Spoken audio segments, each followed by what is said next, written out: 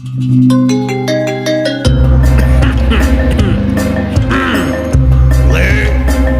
sak sekti-sektimu ojo lali marang wong tuamu ya. Lan kudu andhap asor marang liyan. Ojo gawe lara ben kabeh sinambung karo kebencian. Kaya sing didhawuhi guru lan leluhurmu ya, Ger. Elingo, Ger.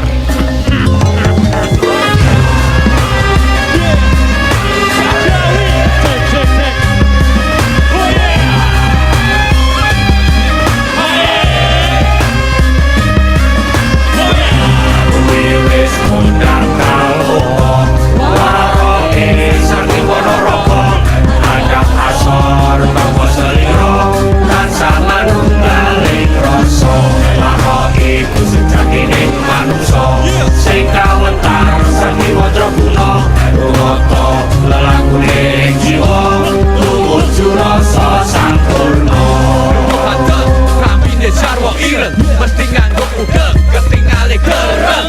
Pripat mendeleng ojo sampe digulung. Mergo yen nesu iso kaya oncang gereng.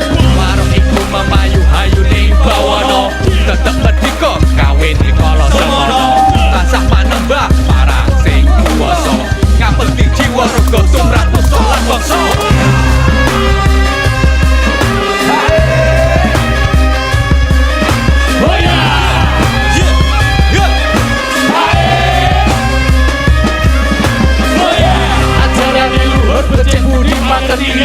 Ngolah rogo uga ngolah moto bandinge. Kuat imane uga tata patrape. Dadi yo manungsa sing jejen ana gunane.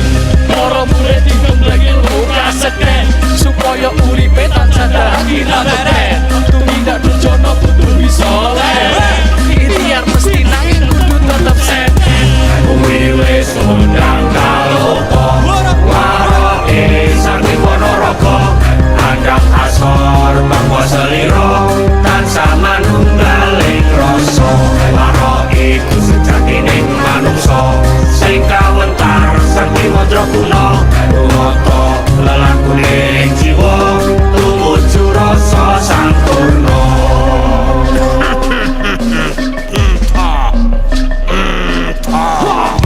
Waro Ponorogo iku prasaja kawit guna seco tekan sura menggala. Aja padha sembrono yen simbah paring sabda. Kuwi padha gatekno aja dilalekno. Simbah Waro iku guru sejati menehi kaweruh kanggo lakune ati. Ilmune pasti aja diplenjani. Iki putumu ayo ngaji lan nyawiti.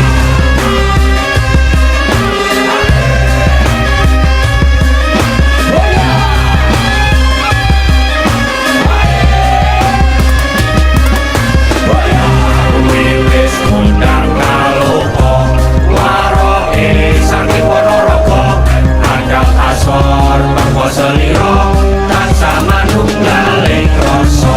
Waro iku sejatining manungsa sing kawentar saking wajah kuna. Rumata lelakuning jiwa